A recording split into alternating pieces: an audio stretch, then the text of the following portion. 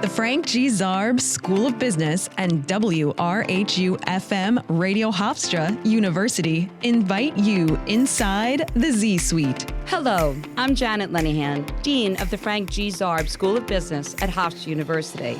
Welcome inside the Z-Suite, featuring current topics and talks with business leaders across every industry. Today's show concerns the rise of artificial intelligence, or AI, in the workplace. According to the latest Microsoft Work Trend Index report, a survey of over 30,000 workers across the globe and an analysis of Fortune 500 customers, the use of generative AI has doubled in the last 6 months, with 75% of people of every generation using it daily. Ready or not, employees of all levels must raise and maintain their AI aptitude, and industries need to catch up and integrate AI into traditional ways of doing their business, including product development, customer service, and return on investment. Here to enlighten us on navigating the new world of AI is Daniel Pellegriti, a Zarb School of Business alum and a Wall Street and Silicon Valley veteran who has forged a distinctive 20-plus year career at the convergence of finance and technology. As a Google Workspace Gen AI specialist, Danny empowers Fortune 100 companies to leverage the potential of Gen AI and cloud technologies to drive business growth, optimize operations, and enhance customer experiences. Danny, welcome to Inside the Z-Suite. Thank you, Janet. It's a pleasure to be here. It's also really nice to be back at Hofstra again. So let's start really at the very beginning, right? For those of us who are not tech savvy, can you define generative AI for us? What is it? And more importantly, what are some examples of how we see AI in our workplace and experience it in our everyday lives? Generative AI is a form of AI that is building new data on top of existing data that didn't exist before. So this is amplifying the amount of information that we have at our disposal to use for the benefit of being more innovative, creative, and finding answers to solutions that you might not have had already. How do we use this to our benefit? Think about it in the workforce. Let's say you're trying to find an agenda or a problem to a solution, or perhaps that you're looking for some thought-provoking ideas to be able to form a new story that you're looking to tell. It's impossible to think of everything as a human all at once. With generative AI, you can include this as part of your framework to be able to then build off of what you've already scoured the model for. Or let's say you're using like a ChatGPT. ChatGPT is going to be able to give you answers based on the prompts that you put in. Prompts are super important. You need to be really clear about what you're looking for. And the reason why you have to be more clear is that it's going to deliver the message that you want. So what I mean by that, I'm a Google Workspace specialist, so I'm going to want to identify I'm a Google Workspace specialist, and I'm looking for some ideas to propose to my customer that is an IT professional. So being that prescriptive is going to be able to help then generate a better response to help you with what you're trying to achieve. So I've heard the term prompt engineer. Right? So I think that goes to what you're saying in terms of the importance of how you phrase the prompts is going to elicit different responses from the generative AI. How do people go about learning how to do that? Since it's so new, basically everybody is learning how to be a good prompter. I describe this as almost being a new bullet point on our resumes, is in terms of recognizing that you are a good prompter or that you've been successful at prompting in the workplace. Developing the skills to be a good prompter takes experience. It takes practice. It means not giving up the first time around that, let's say, you don't get what you're looking for. Often what I've seen is that when people or customers give it a try and let's say they just put a few words in and they don't get back what they want, they close the computer and move on and say, oh, this doesn't work. It's really more about being persistent and trying again and clearly defining your question or the message that you're trying to identify. Like I explained before, explain the parameters. The model doesn't know who you are, right? So you have to explain who you are, where you're coming from, what you're trying to achieve, and any other ancillary details that are going to be able to help shape the answer for you. We've heard a lot in the news, right, about generative AI hallucinates. So sometimes the information that it gives you isn't accurate. How does the average user train themselves to be able to detect that kind of hallucination, let's say? I think it's definitely a key risk to be aware of. Hallucinations are real. The models are not always going to get it right for various reasons that I probably can't even explain. But the truth of the matter is that these technologies also have fact-checking features. And what that means is that it can go out to the public internet and find verifiable links or websites that can support the responses in return. It's super important to focus on this, in particular if you're using these types of technologies for business or for school purposes. You want to be sure that what you're talking about is factual, right? I think a challenge that we all have is that communicating and getting that knowledge out to the users, right? Your average everyday user is probably not going to even know what hallucination means, or they might not even know what fact-checking actually means. If you think about the correlation of when people were using smartphones, right? It took about 10 years to get to the point of where we are today, where basically everyone has a smartphone. We're just scraping the surface right now of generative AI. Most people, I would say, probably are not understanding that everything that comes out of it is accurate, right? It's not like searching the World Wide Web. It's actually using a model that is trained by specific vendors and companies that are going to give you those answers. And it depends on the data that's available, and it really depends on the prompt that you ask. Sometimes if you tweak the prompt by one word, you'll get a completely different answer. Why is that? I'm not sure. It's going to change from model to model, and you'll get different experiences depending on how you use it. So that's fascinating, especially in light of, my introduction when I talked about just the rapid adoption of the technology. And I've heard you use the term bring your own AI. BYO AI. Yeah, talk a little bit about that. It's a great question. It was a term that I first heard, but you could BYO almost everything in the world. And I hear that all the time these days. But in particular with BYO AI, it means that employers or employees or everyday people that have ChatGPT downloaded on their phone, that have Gemini for Workspace on their phone, or whatever other LLM that you're using. These products that you're downloading for free are ingesting all of the prompts in the output to improve those models, to improve over time. So it's super important to recognize that these types of technologies are offering these types of solutions, but the information you're giving it is being absorbed to help that model better. Enterprises need to be concerned, or businesses need to be concerned about this because their sensitive information is now being ingested into a public data set. Is that something that most organizations feel comfortable about? No. So there are solutions to that, and those are enterprise solutions like companies like Microsoft and Google provide that insulate that information and encapsulates the data inside of that company's instance only instead of extracting it out to the model. As quickly as it seems individuals are willing to kind of play around, if you will, with generative AI, right? Even, not just the Gen Zs, but also we're seeing baby boomers, right, are adapting at a pretty rapid rate. But it seems like employers are maybe a little bit more slow to be doing that. Is that the major hurdle for them? Their fear of security and securing the data? What's driving employers to be hesitant? What's driving employers to be hesitant is the cost. And most employers or businesses look for near-term return on investment. We all want to understand, like the money that we paid for the cost of these licenses, $30 per month per person might seem not that big of a deal for one person like me or you, but when it adds up when you have thousands of employees and it becomes a real extra cost that wasn't budgeted for.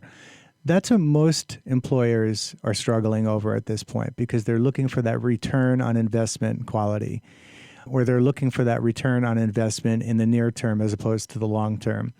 One way I like to talk about generative AI is that it's a journey. It's not something where you just flip a switch and all of a sudden it just works and it turns your employee into a superhuman. It takes time to actually yield the results that you're trying to get from being a more efficient employee and augmenting your innovation and creativity, doing more with less, right? The world is growing, companies are growing, you're expected to do more with less. How do you do that if you're just one person? Right? We hear about layoffs, we hear about companies downsizing.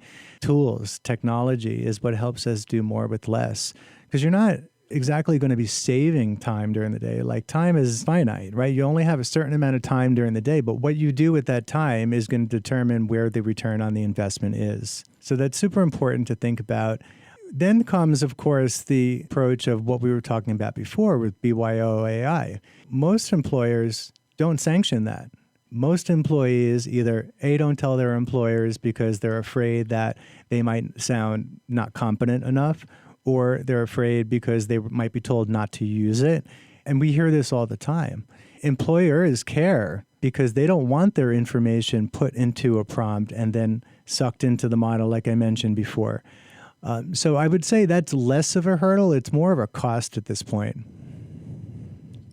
So interesting in terms of what you said regarding, that there's a finite time. So true, right? And so if we can look at AI as a tool to offset some of the more redundant work that perhaps, every job has, right? And allow people to kind of grow and flex muscles in ways they haven't. But how do you balance that with the fear that AI is going to take my job? You hear that on one side, and then on the other side, you hear, no, AI is not going to take your job. It's the human that knows how to use AI that will replace you. What advice do you have for employees out there across a variety of industries in terms of how do we best prepare ourselves for the inevitability of AI in the workplace?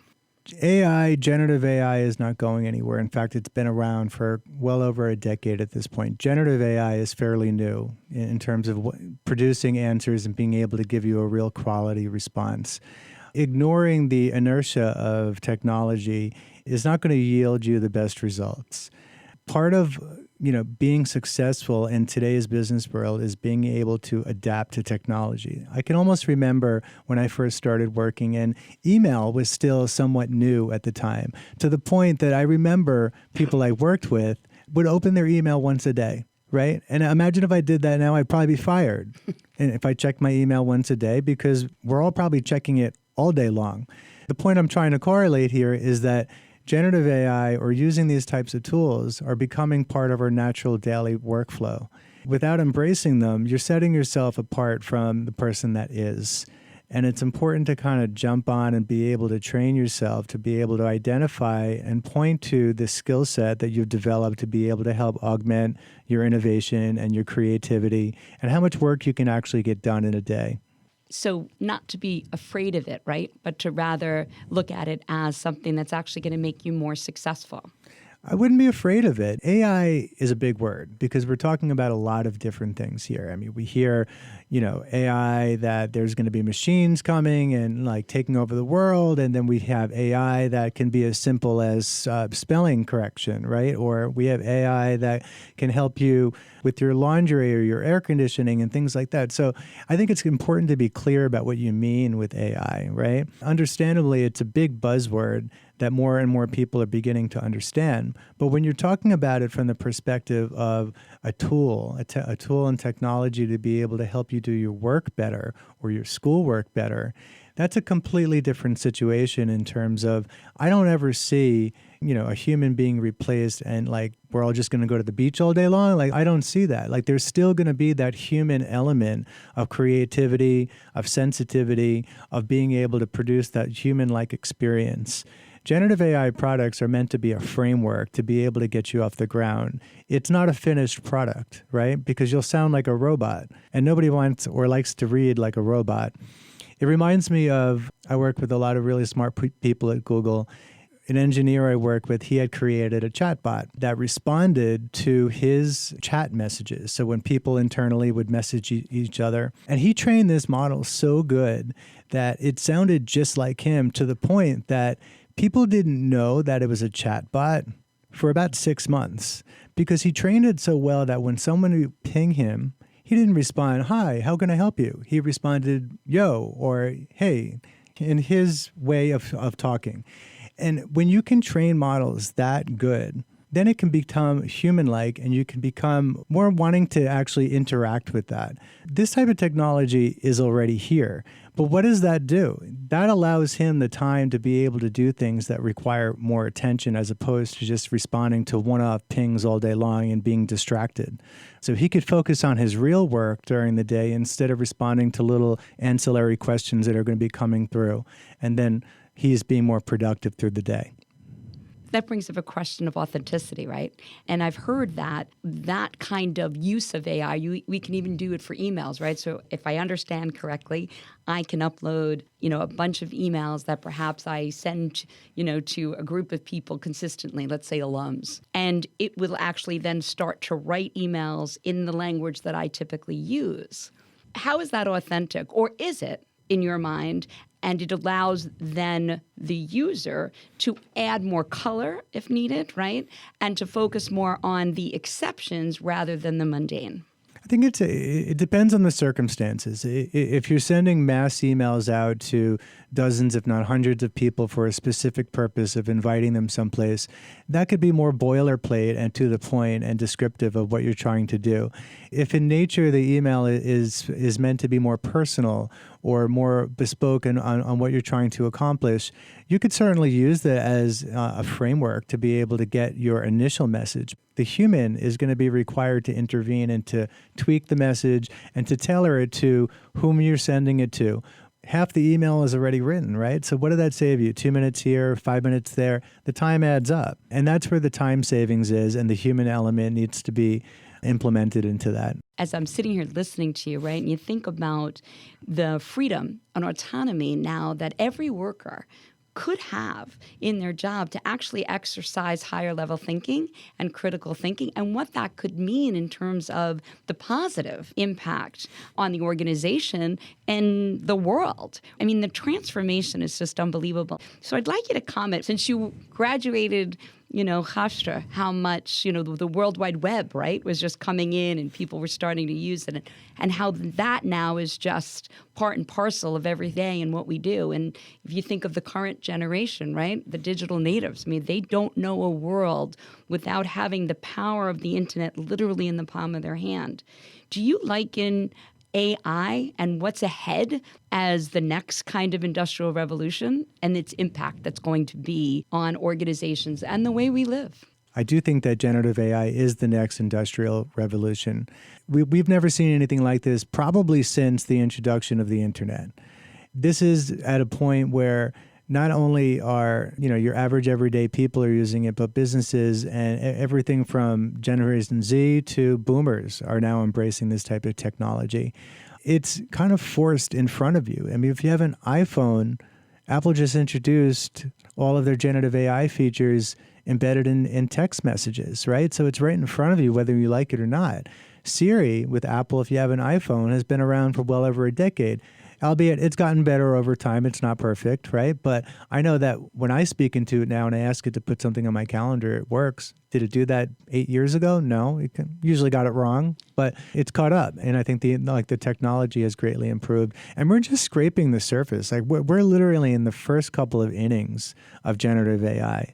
We're just seeing a lot of buzzwords back and forth, and people need to define what is good. Like today when we have a conversation and customers or businesses, people are evaluating which one's better. Is it ChatGPT or is Gemini? Define good, right? Is good because it gave you the answer that you think is right? Or is good because it gave you a more robust answer? Or is good because it actually gave you an answer? Because sometimes it just completely gives you nothing. So I think that part is important in terms of defining metrics on what defines good between all of these competing products. I think that's a really important point, right? That we need to be educated consumers, both from individuals' perspective and also from organizations' perspective. As generative AI gets smarter, will it become more trustworthy? In your view, do you think it always is going to require kind of a critical eye, critical reading, right? Kind of a critical view of the output that it's giving?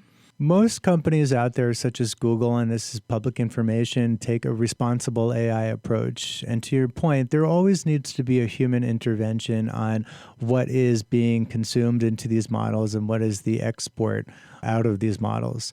Leaving these just up to the computers is not something that's going to yield a very good result. The human intervention is going to be important. Is that going to be the way it's going to unfold over the next 10 years? I'm not exactly sure. I don't think anybody is. But at this very moment, I do actually believe that humans need to have a role in the success of this technology. But I also think defining what success means is super important. I don't think we're there yet. I think there's too much, FUD out there or information that folks aren't really zeroing in on first what the product is and what does it mean to be good. It's kind of like what I mentioned before. What are you trying to achieve from it? Like, do you want it to do your homework and just not do anything and kick your feet up? Or do you want it to actually help you be a better speaker? Or do you want it to be able to help give you a better response? There's many different ways to look at it, and we're all going to have different opinions on it. But I think in order to be responsible with AI, it's important to have that human element overseeing it. How important is it, do you think, for organizations to have AI policies? And I know many organizations are struggling with that. Certainly universities are struggling with AI policies. Is that something you think is going to become a standard that all organizations will need to have? Absolutely. I think it's imperative to have an AI policy, not just through the educational system, but also for businesses. From the businesses that I speak to, most don't. It's not because they don't want to, it's because they're figuring it out. To my point that we're still in very early days. And to be clear about policy, you also have to think about how do you implement it? How do you roll it out? How do you train employees? How do people use this to the advantage of what their work purpose is or what they do as a job function? All of this matters in terms of the return on the investment, how people use it internally at work or in their personal lives. There's so many unanswered questions that most organizations are figuring this out. I mean, even some of the most successful businesses in the world still don't have a way forward on how to implement this. When you think about how companies like Microsoft and Google are trying to sell these enterprise products, some of the biggest hurdles going back to that point is exactly that, is not having that policy in place. They don't know how to disperse, or they being the companies don't know how to disperse the licenses to their employees. They don't know which employees will benefit from it or others that maybe don't need it and it's just a nice to have. That's a long-winded way to explain that I do think that we do need policy to be able to implement this successfully. So what advice would you give people who are listening who want to learn more about AI? So there's so many different ways, but what I would recommend is the easiest way, and there's no cost. Download ChatGPT, download Gemini on your phones, right? And just start playing around with it. Pretty much everybody goes to google.com. It's just like that, right? So instead of next time you have a question to ask google.com, go to Gemini, go to ChatGPT and give it a try. There's also like tons of books out there. I'll recommend two. One of them is actually by a former Googler. His name is Seth Stevens Davidson, and the book is called Everybody Lies. It's a fantastic book. It talks all about the extra data or the new data that's created based on Google searches or anonymized Google searches, and it really tells you about the way people are thinking in the world. Another book I really like is called Competing in the Age of AI by Marco Insulet. Both books are fantastic. Of course, there are tons more out there, but these are two I've read and I've really become very insightful from it, and I've really enjoyed them. I'd highly recommend them. Well, Danny, this has been incredibly informative. One of the things that we do here at Inside the Z-Suite is we ask every one of our guests some rapid-fire questions in similarity to what Bernard Pivot would do years ago. And so if you can, I'm going to ask you some quick questions, and I just want the first thing that pops into your mind. Okay. So if you could trade places with anyone or anything, who or what would it be and why? I would transform myself into Elon Musk. I think he's one of the most innovative and thoughtful and just big-minded people. I've never met him, but I've read a lot of his books and I've listened to a lot of what he has to say. And, he's done a lot of good for the world. And I really look at him as a very inspirational person. Terrific. What is your favorite work or household chore? By far, vacuuming. And my friends still make fun of me about it, but there's just something about floors I really like. What is your least favorite chore? Probably cleaning windows, although I like my windows really clean, but I just hate doing it. All right, and final question, especially for our students who are listening today, what are the keys to success? The keys to success are never stop learning. Always encourage yourself to put yourself in uncomfortable situations, even if it means that there's something that you don't know. Because if you take the time to learn things, you will grow as a person and you will share that knowledge with others. That's the best advice I can give. Well, Danny, I think that's terrific advice, and we are so grateful to have you here today and so appreciate your time and the insights and advice you have given all of us. And so, again, Danny Pellegriti, Google Workspace Gen AI specialist. We want to thank him for joining us today, talking about AI and how it is reshaping the way we work and do business. Thanks also to our show's producer, Adrian Stoller, and WRHU audio engineer, John Mullen. Be sure to turn in each week on the radio and online to WRHU 88.7, Hofstra University, for a new episode of Inside the Z-Suite, or catch up with our show wherever you enjoy your podcasts. For more information about this program and more about the Zarb School of Business, please visit hofstra.edu/business. Until next time, I'm Janet Lenihan from Inside the Z-Suite.